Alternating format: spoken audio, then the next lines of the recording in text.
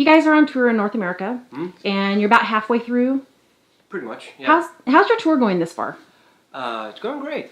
I mean, we're having a lot of fun. Attendance-wise, some places could have been better. But, we're having fun, and the people that show up are very happy to see us. So. How have the venues been? Have you had one place that just kind of sticks out as the best place so far?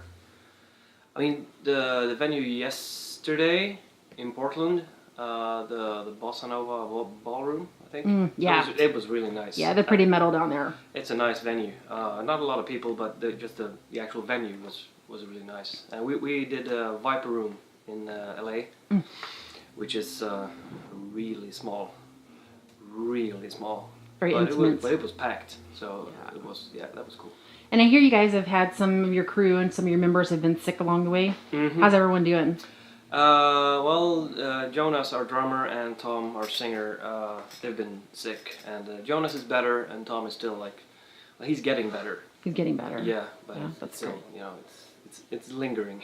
That's really sad. And that always kind of sucks because it takes the momentum out of it. Yeah, I mean, being a singer and all, you want your top guy to be. Absolutely. But we're still having fun, so. Yeah, and so then you guys, when you're off of your North America tour, you have a few summer festivals. Yeah. And then you've got some ending tour dates in Sweden. Yeah. Is there any other dates this year? Or are you guys heading back into the studio for a new album?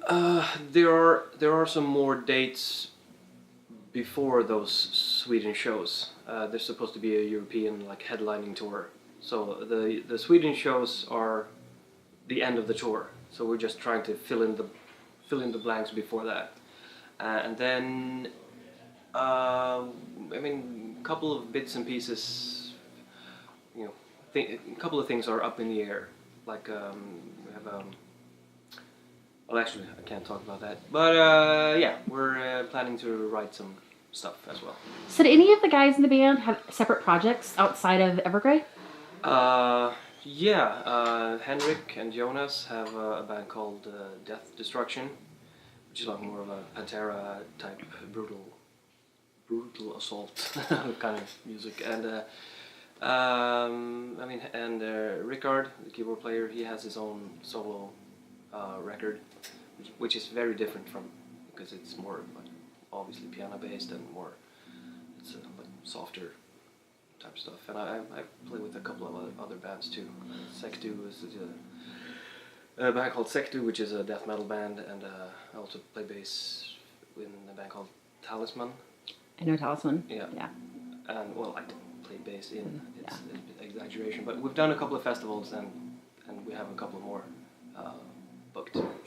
Now, when you guys tour, what do you prefer? Because you guys are all over the world. Are the shows back home in Sweden, do they have more of a good feel for you, or I guess the right word for it, is it that being out of the country, touring the world? I mean, I like going abroad. I do. I mean, the shows in Sweden are very good. They're cool, and but it's a different thing. I don't know. You never become the prophet in your home country or whatever how the saying goes. But it's cool. But I like coming here. Being brought up on American culture and all movies and music and everything. It's just being here, seeing the sights and just being around in this culture. It's really cool. Now, I'm interviewing you from your Seattle show, and we're the home of grunge. Yeah. Have you been around looking at all of our really cool landmarks for the grunge, or is that a phase that you kind of skipped the grunge and maybe more back to Heart and Hendrix? Oh, well, I do like Hendrix, do like Heart. Love Alice in Chains.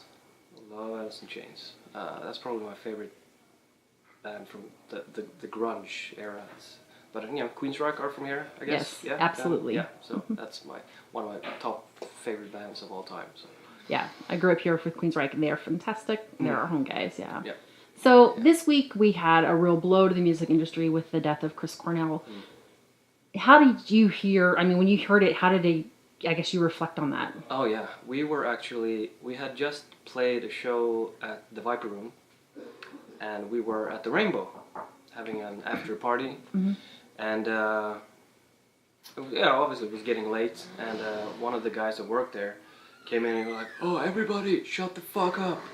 Chris Cornell just died," and that kind of changed the mood of the evening quite radically. So I was like, "Oh, fuck. One more beer, please, for him." You know, I was sad. Jesus. Yeah, and it's a sad way. I didn't see that coming at all. Yeah. Because from what you read in whatever papers, he seemed to be doing good, and they were out with Soundgarden, and I think we're all collectively still saying nobody expected it, and it just the music scene is going to be very weird for a very long time. Yeah. Yeah. Yeah.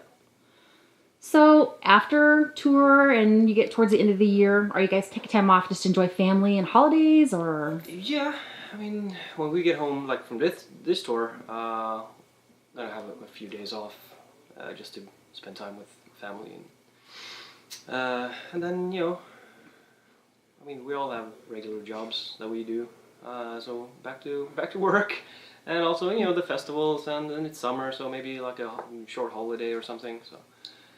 That's always fun. Yeah. Now, when you guys do the festivals locally at home, do your families come out there, or is it kind of a no families at the festivals kind of thing? No, we don't have that rule, but I mean, sometimes it's a long travel, and it just doesn't. Yeah. It just doesn't work out, and it costs money. Absolutely. So I mean, we're not Iron Maiden or Metallica that can fly in our families. Right. Unfortunately, so. So do you tour since you tour the world? Is there any place yet you have not been that you guys are dying to go to? I'd like to go to Australia because I've never been, but they have. They have been. Yeah, and I know they really want to go to Japan, but I've been. So, haha. You could probably knock them both off at the same time. Yeah, that'd be great. Yeah, I'd love to go back to Japan. That'd be great. Yeah, that'd be great. Yeah, did a Loud Park in 2007. Loud Park is just one of those insane kind of the fans are just so intense. Oh yeah. That's someplace I would like to go at some point. Yeah, just the intensity is so different than America. Yeah, it was great, and they're so efficient. They are so efficient. It's ridiculous. So it's a lot of fun to just see that kind of thing. Absolutely. Yeah. So my last question, I always like to ask the artists, because you guys are role models whether you want to be or not, because you're in the spotlight. For the kids out there, and even for, I guess, for the younger adults they want to pursue music, and I know there's such a shift on the industry. What advice would you give to people that are trying to make it? Practice. For real. Practice. Because, if you're not good at what you do, you will never make it. And if you don't love what you do, you will probably never make it either.